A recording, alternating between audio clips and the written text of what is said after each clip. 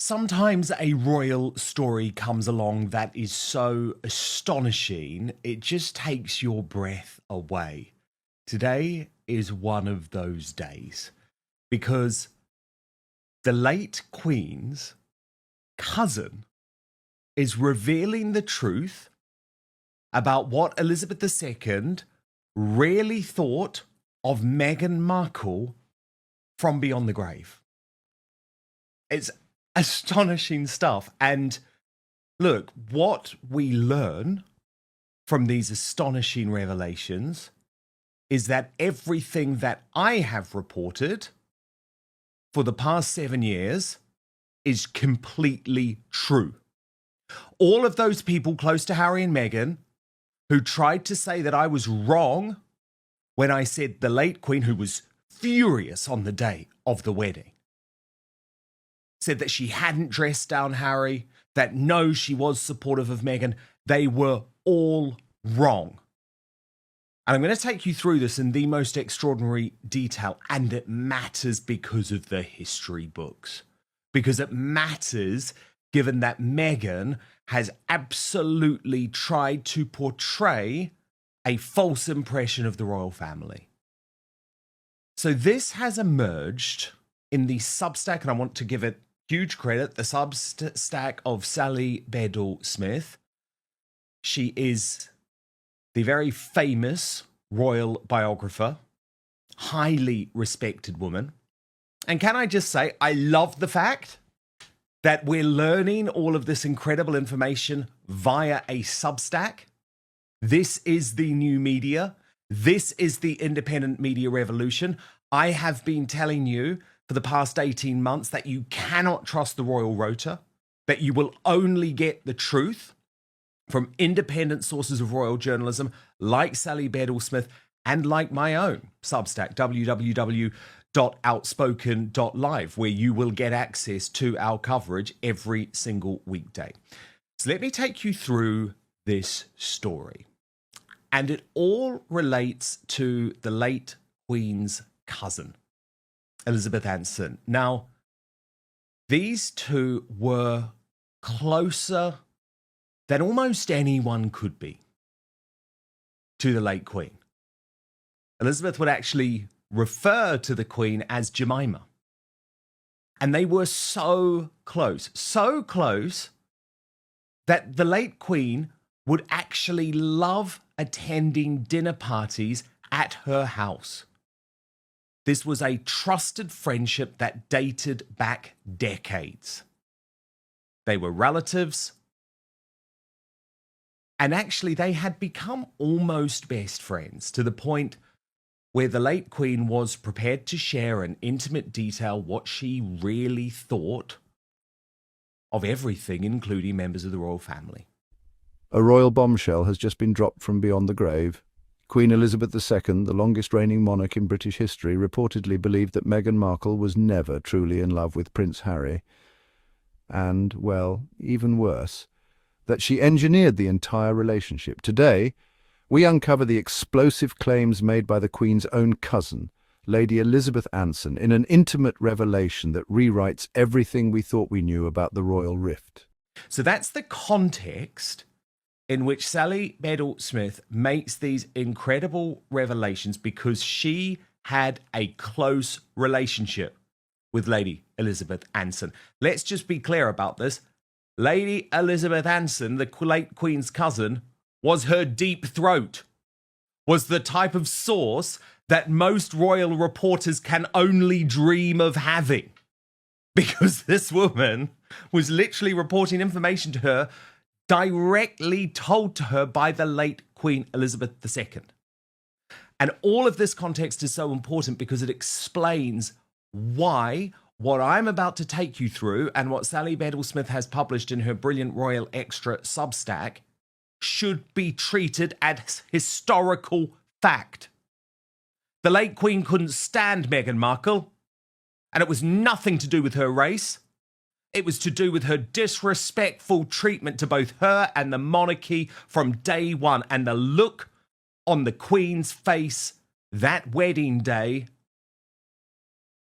Well, it told you everything you needed to know about how she really felt about this woman. Okay, here's the headline. An insider's view of the royal family. With parties at Dudley House, quiet dinners with close friends, and celebrations for her 80th and 90th birthdays, everything was going happily for the Queen. Until Harry met Meghan. Meghan could turn nothing into trouble. Harry wrote to me and said they were going another way. We're called Lisa. Now, Lisa is the name that Sally Bedell-Smith uses for Lady Elizabeth Anson. He said, I am close to my grandmother and she is content with this. When I spoke with the Queen, she said she is not content at all. Lisa was not upset, but she added, Meghan could turn into nothing but trouble. She sees things in a different way. According to Lisa, the Queen was dismayed that Harry had asked the Archbishop of Canterbury to perform the wedding service in St. George's Chapel without first requesting permission from the Dean of Windsor. Harry seems to think the Queen can do what she wants, but she can't, said Lisa. On the religious side, it is the Dean of Windsor's jurisdiction. As a result, Lisa said that Harry had blown his relationship with his grandmother. She said she was really upset. I was shocked when the Queen told me this, how she was so saddened. I had no idea about the conversation. That he was rude to her for 10 minutes. They had tea with her the day before yesterday. She was trying to find out about the wedding dress, and Meghan wouldn't tell her. So let's just think about that for 1 minute. Prince Harry treating the greatest living monarch at the time, and I would argue actually the greatest British monarch of all time, with so much disrespect that he berated her on the phone for 10 minutes. Now, of course, I first reported that phone call. But to hear the Queen's cousin actually point out the emotional impact, the toll that it took on the late Queen, it chills me. And then the late Queen so determined to build some type of relationship with Meghan Markle, in part because she knew that Meghan Markle was a troublemaker who was probably going to accuse her of racism at some point. And so she asked her about the dress. She asked her about the damn wedding dress. And Meghan withholds that information? What? She thinks the Queen's going to leak it? Ridiculous. Back to this incredible reporting from Sally Bedell-Smith. When we spoke 2 weeks before the May 19th wedding, Lisa, that is of course Lady Elizabeth Anson, had just heard from the Queen. The number one lady, I call her Jemima, so Jemima is now a code name for the Queen, says the jury is out on whether she likes Meghan. My Jemima is very worried. In Lisa's view, Harry is besotted and weak about women. We hope, but don't quite think she is in love. And then this is the line. This is the key line, folks. We think she engineered it all. So can we just take one moment to think about this? This is the late Queen telling her cousin, her closest confidant, that Meghan Markle was never in love with Prince Harry and that she believes Meghan Markle engineered the relationship. That is a nuclear bomb just dropping. All royal reporters should be covering this. Back to the Substack. 1 week ahead of the wedding, Lisa asked the Queen if it seemed rather odd for Meghan to be arriving with her mother. Lisa said that since Thomas Markle can't do steps, he would enter through a side door and meet his daughter at the main entrance to the chapel. Meghan and William and Kate are not working well, said Lisa. That is what the Queen said, particularly about the two girls. It's worrying that so many people are questioning whether Meghan is right for Harry. The problem, bless his heart, is that Harry is neither bright nor strong, and she is both. The next headline, I don't trust Meghan an inch. Thomas Markle did not appear, of course, pleading health problems, so Prince Charles accompanied Meghan to the altar. At age 96, Prince Philip walked unaided throughout the wedding service and reception. He'd been practicing, by the way, earlier in the blog you find out Prince Philip had been practicing for weeks in order to try and walk at the ceremony. The world fell in love with Meghan, and the Queen warmly welcomed her. But rumbles of discord began to emerge in the autumn. And by late February 2019, when Lisa and I spoke on the phone, she said, "I don't trust Meghan an inch." To begin with, she was not bad. A straightforward starlet used to public speaking and charity work. The wedge between the brothers is really too bad. Lady Elizabeth Anson died in 2020. So she was unable to report to Sally Beadle-Smith what then went on. But her historic record of how Prince Harry and Meghan Markle treated the late Queen and how the late Queen really felt about Meghan Markle is astonishing. This is a huge story. Only the Daily Mail has even bothered to cover it today, with a piece by Robert Jobson headlined, he's a good guy, by the way, Robert Jobson, with a piece headlined, "A senior courtier told me what Harry and Meghan did to the heartbroken Queen. His biting words never left me, and now the explosive truth is out." And Robert Jobson wrote in this article, "In early 2019, not long after the wedding, a senior courtier shared something that has stayed with me ever since. The boss is not happy," he said. "She doesn't get all the celebrity stuff. She thinks Harry is throwing it all away. For what?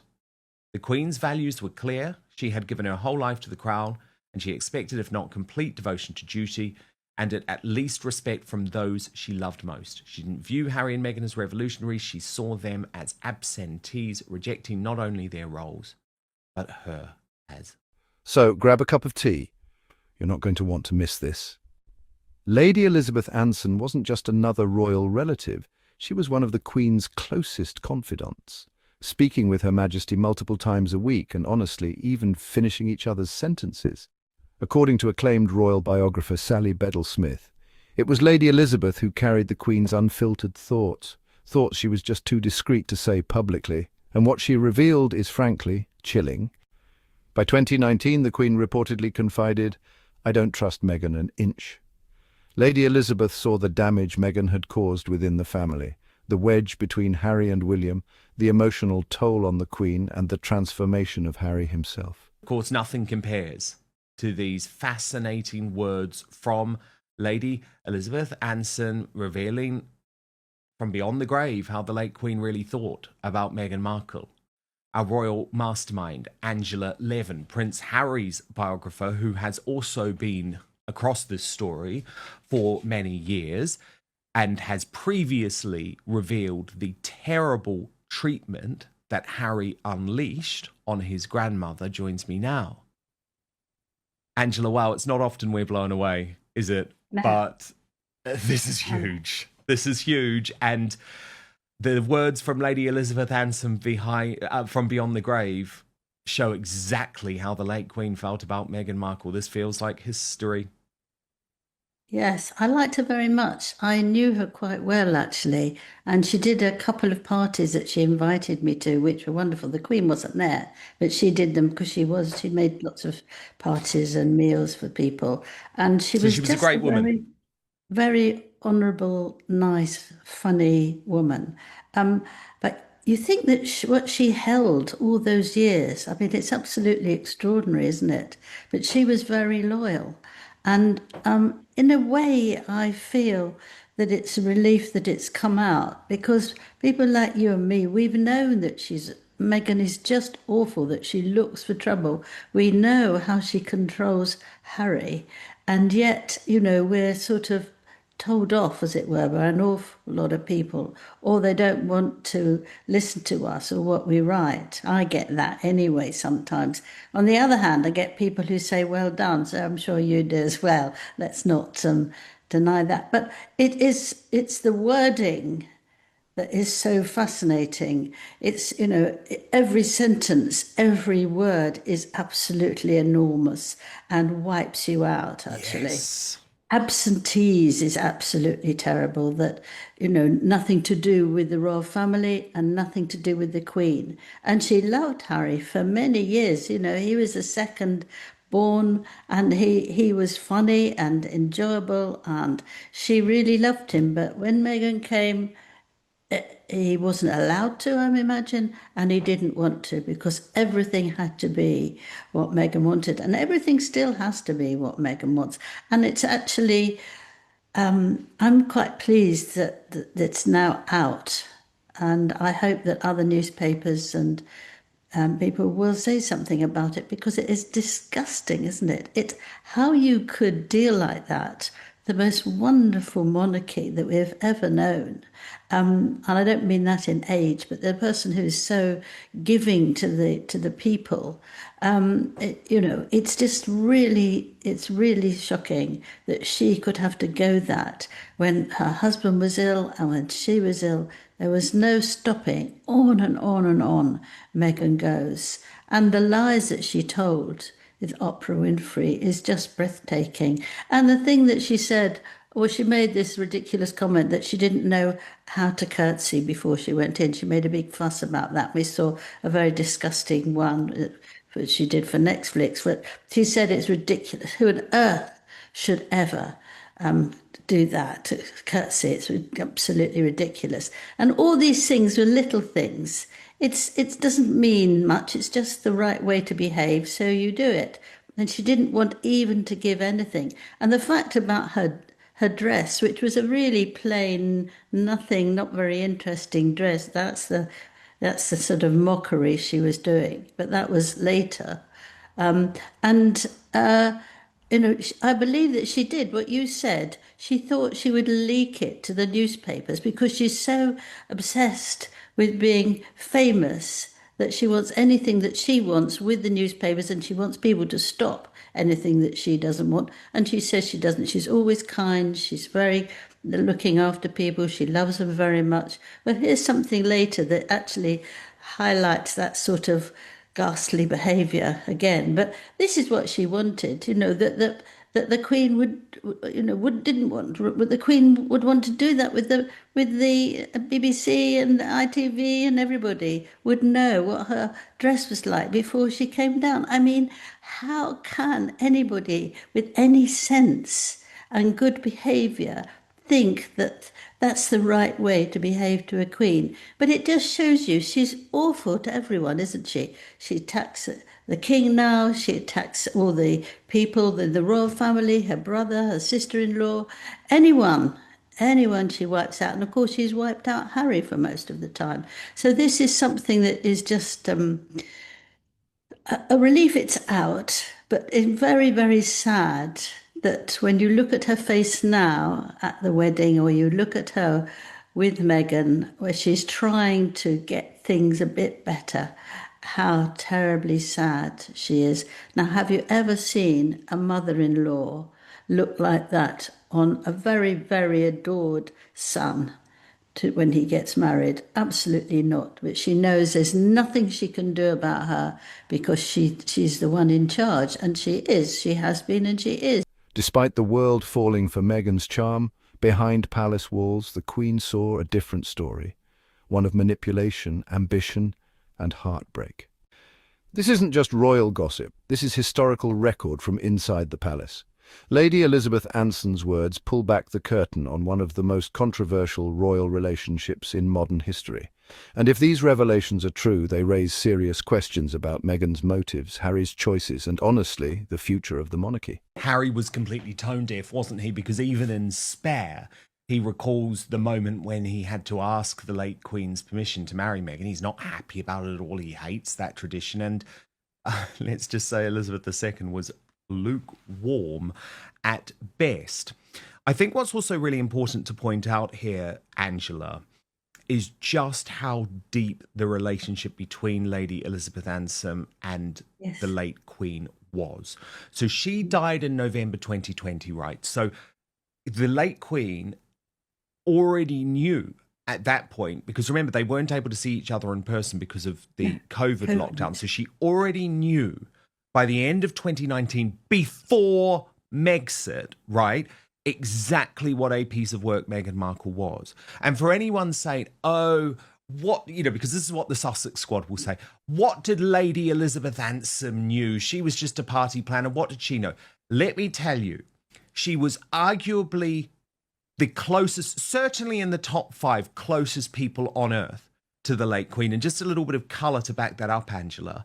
They spoke on the phone multiple times a week. So even if they weren't in person with each other, which they usually were, by the way, because the late Queen wanted to be with her, but they spoke on the phone multiple times a week. And friends of the pair said that they were so close, Angela, that their bond went so deep that they actually finished each other's sentences. Well, it's the way they were both brought up. You know, she was brought up as a royal just as much as the Queen was, and she understood the Queen. And so that there was someone she could really, really trust because she knows about her, how she lives and what she's like. She's known her since she was a child. And so that way she could feel safe. And actually, for a queen, it's very, very difficult to find someone you can trust. But she obviously trusted her, and that is absolutely extraordinary and wonderful that she had someone who she could really trust. Because apart from her husband, and he wouldn't be interested in girly talk really. He adored her to bits, but he wouldn't be there listening to what you might call, you know, woman to woman conversation about, can I really believe this? I don't really think I can, but it is too terrible for words. What does it happen? But I can't stop it. You know, I just can't stop it. And I think that must have eaten her up and made her feel very ill on and off, because she usually could work around something. She could talk to the person and be either a bit cross or actually kind and say, please don't behave like that. We don't do that. I hope you don't mind, but this is the way that I like it. And I'm the Queen. I know, but she could trust her with everything. She didn't have to explain.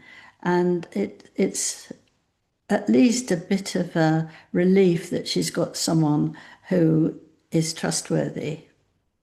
Indeed. And you can imagine Angela, the late Queen, and Lady Elizabeth Ansome talking.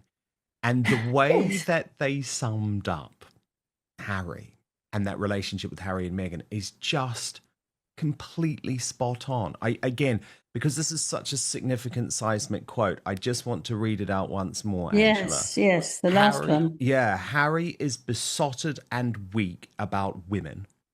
We hope, but don't quite think she is in love. And then the kicker, Angela, we think she engineered it all. Now, remember, for years, Angela, the Sussex Squad have tried to say that people like us who have said that are either racist or anti-Meghan or conspiracists or any of that. This is coming from the late Queen Elizabeth II herself. Yes. The other one that was good is that Harry was neither bright nor strong. She is both. So they could read that and have that perfect sentence, isn't it, as well? And what do? You're saying a whole lot.